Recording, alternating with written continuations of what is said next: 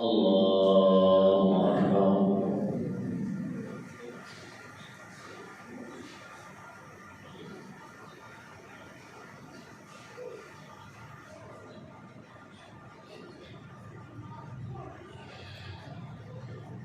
الحمد لله رب العالمين الرحمن الرحيم مالك يوم الدين إياك نعبد وإياك نستعين اهدنا الصراط المستقيم صراط الذين أنعمت عليهم غير المغضوب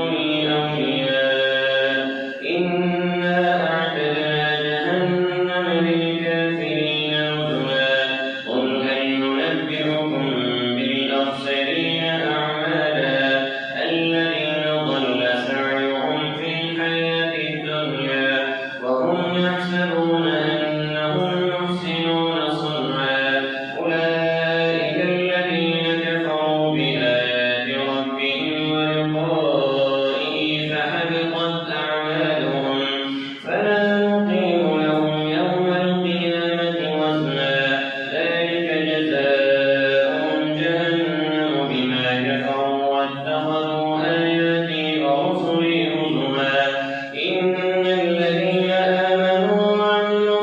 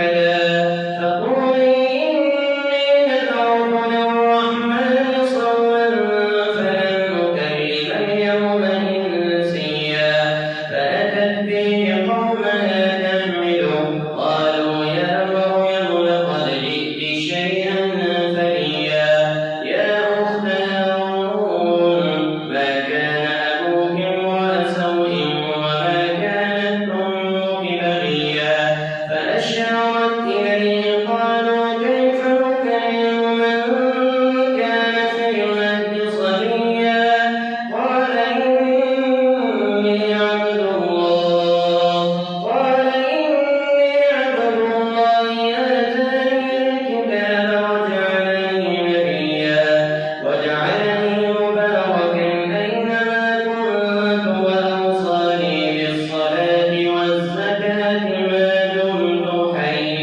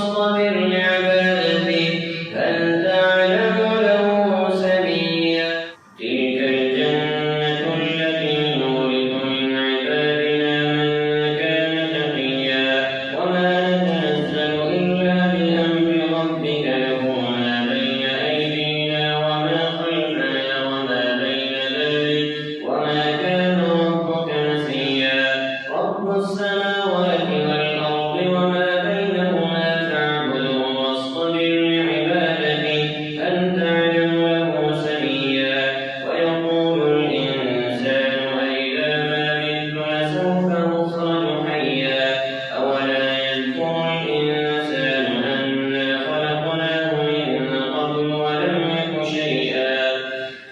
أولا يذكر الإنسان أنا خلقناه من قبل ولم يك شيئا فوربك لنحشرنهم والشياطين ثم لنحضرنهم حول جهنم جثيا ثم لننزعن من كل شيعة أيهم أشد على الرحمن عتيا ثم لنحن أعلم بالذين هم أولى بها صليا وإن منكم إلا واردها كان على ربك حتما مقضيا ثم ننجي الذين اتقوا ونذر الظالمين فيها جثيا وإذا تتلى عليهم آياتنا بينات قال الذين كفروا للذين آمنوا أي الفريقين خير مقاما وأحسن نديا وكم أهلكنا قبلهم من قرن هم أحسن أثاثا ورئيا قل من كان في الضلالة فليمدد له الرحمن مدا حتى إذا رأوا ما يوعدون إما العذاب وإما الساعة فسيعلمون من هو شر مكانا وأضعف جندا ويزيد الله الذين اهتدوا هدى والباقيات الصالحات خير عند ربك ثوابا وخير مردا أفرأيت الذي كفر بآياتنا وقال لأوتين مالا وولدا أطلع الغيب أم اتخذ عند الرحمن عهدا كلا سنكتب ما يقول ونمد له من العذاب مدا ونرثه ما يقول ويأتينا فردا واتخذوا من دون الله آلهة ليكونوا لهم عزا كلا سيكفرون بعبادتهم ويكونون عليهم ضدا ألم تر أنا أرسلنا الشياطين على الكافرين تؤزهم أزا فلا تعجل عليهم إنما نعد لهم عدا يوم نحشر المتقين إلى الرحمن وفدا ونسوق المجرمين إلى جهنم وردا لا يملكون الشفاعة إلا من اتخذ عند الرحمن عهدا كلا سنكتب ما يقول ونمد له من العذاب مدا ويقول الإنسان أئذا ألم تر أنا أرسلنا الشياطين على الكافرين تؤزهم أزا فلا تعجل عليهم إنما نعد لهم عدا يوم نحشر المتقين إلى الرحمن وفدا ونسوق المجرمين إلى جهنم وردا لا يملكون الشفاعة إلا من اتخذ عند الرحمن عهدا وقالوا اتخذ الرحمن ولدا لقد جئتم شيئا إدا تكاد السماوات يتفطرن منه وتنشق الأرض وتخر الجبال هدا أن دعوا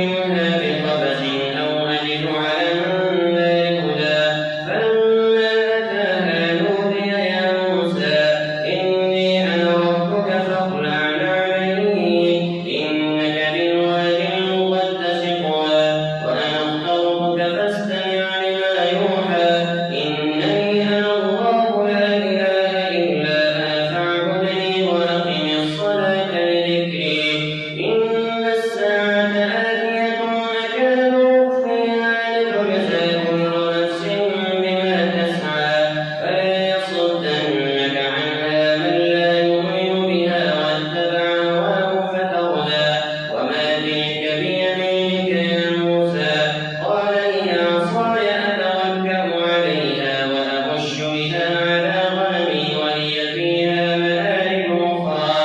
قال ألقها يا موسى فألقاها فإذا هي حية